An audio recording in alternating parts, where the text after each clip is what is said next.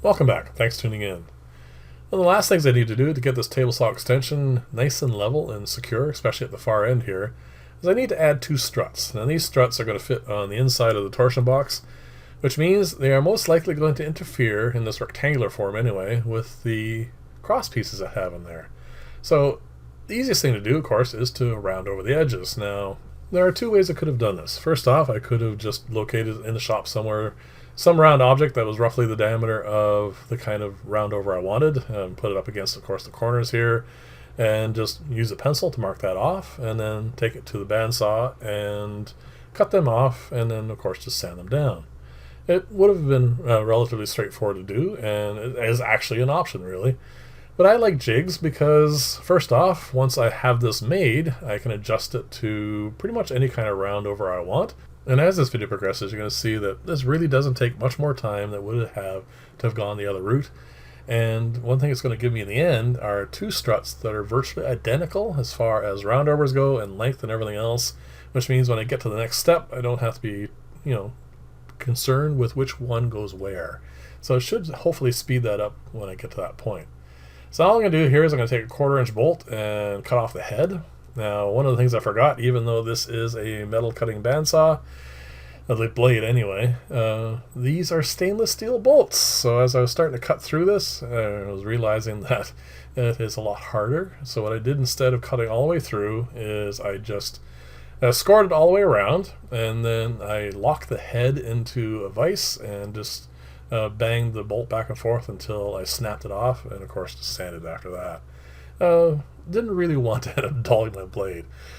The next step is to drill a hole in the base, and I want that hole to be a nice tight friction fit so I can just screw that bolt in, and then in case I want to move the hole later on, I can just unscrew it without having to add any glue or anything else. And don't ask me why I am going to the trouble of measuring each of these drill bits, because it's a 1/4 inch bolt. All I had to do was go down one size, but I went through this for some reason, just in case I had miraculously ended up with an additional bit that I didn't know about. But anyway, it ended up being one size down, and I'm putting it on the mill here mostly because I want to make sure that this hole is exactly perpendicular to the material. That way when I rotate the piece in it, I won't have any binding issues or anything else. So very straightforward, obviously overkill, but I know it's going to be nice and secure first off, and of course perpendicular all around. So it's going to give this a tap in, and then I'm going to put a pair of vice grips on here and just screw it into place. It will initially wobble back and forth, as you're going to see here, but as the hole progresses, it trues up, and of course it's more than secure enough for what I'm doing here. And the only other thing I need to be careful about as I am screwing this in is to make sure I don't go past the bottom. I'm not really sure if it would cause too much of an issue, but what it'll do is obviously raise up the bottom from the crosscut sled, and that will cause a bit of a difference in the angle between the piece that I'm rounding over and the blade. Again, I don't think it really caused too much of an issue, but there's no point in adding weird variables into things, and it's obviously something that's very straightforward and easy to do. At this point, you're going to notice a couple of little things that are different between this clip and the last one. First off, I've added two 45-degree marks on the base plate. You can see them there as lines. Now, they're there simply so that I will get nice symmetrical roundovers. And the other thing is, you're going to notice that the base plate itself is narrower. And again, this is simply so that I can get the kind of roundover I wanted. I could have got the same effect by moving the pin, but this is just quicker and easier, and this is not meant to be pretty or anything, it's just meant to be functional. So like I said, it was just easy to trim it down a little bit. So now, there's a couple other things you're going to notice as this progresses. This is not the piece that I cut initially. I did cut a test piece, and then I did the roundovers, and I put it in place underneath where it's going to be the support for the saw, and I've noticed it was a little, short. I didn't want to risk it not being long enough, so I cut two more pieces that are a little bit longer. And as you can see here, they are interfering with, right there, you can see it banging up against the crosscut sled.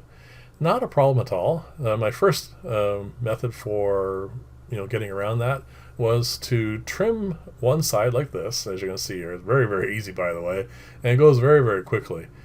Then when I flip over to do the other side, I thought because the corner is no longer going to be in the way, I might have enough clearance to trim the 45 in this direction. As it turned out, it was just a little short, but that's not an issue again because these things are, as they say, bilaterally symmetrical. So all I need to do is flip it over and it will end up cutting nice and true. So that is going to be the last part you're going to see. So what I'm going to do here is just going to trim the other side, and at this point you see it, like I said, it fits on really nice and snugly. What I did, because I don't have a drill bit that's like a 64th more than a quarter or whatever, so what I did is I took the 1/4 inch drill bit, put it in the mill of course, and then just wiggled it a little bit after I drilled the hole, just enough to sand out the a little bit extra that's causing the friction. And you can see it gives a nice tight fit, no wiggle, which ends up giving me a nice round over, but then again it fits over. It's a little snug, but again it's more than enough for this little job. I didn't want to spend too much time on this, let's face it. So I'm going to flip this over in a second here. Right now I'm trying to get I just realized that it's not quite enough here. You can see it is trimming off a little bit. And then of course the next step is to flip it completely over like this, and then it doesn't matter anymore. I can trim both sides that way. So this is going to be the 45 now that I couldn't quite get, and you can see it is really close, but it was just a little bit under or over what I wanted. So now it's nice and round. Now I'm going to show you how, well, like I said, I'm going to show you what it looks like off the saw, and then I'm going to show it to you sanded, and then off camera I am going to trim the next one, and I'm going to show you the reason I wanted to do the jig. They come out really nicely. It is obviously not meant to be pretty or anything, but it is symmetrical, and that makes like I said, the next step where I'm going to add these onto the extension much simpler. So these I am sanded. Again, not really important other than trying to avoid splinters. And then the last clip is going to be with them side by side to show you, like I said, the important part. So thank you very much for watching. Let me know what you think about this. Leave comments as always, and of course any projects that you might think of that'd be interesting, and I will try and get to some of them because, well, I mean, there's always lots to do. So here are the two pieces, and I'm going to knock them together here, and you can see that you can see straight down both holes, which is nice, and nice and rounded over. Again, like I said, functional. That's all that really matters. So thanks again for watching. I'll see you in the next video, and bye for now.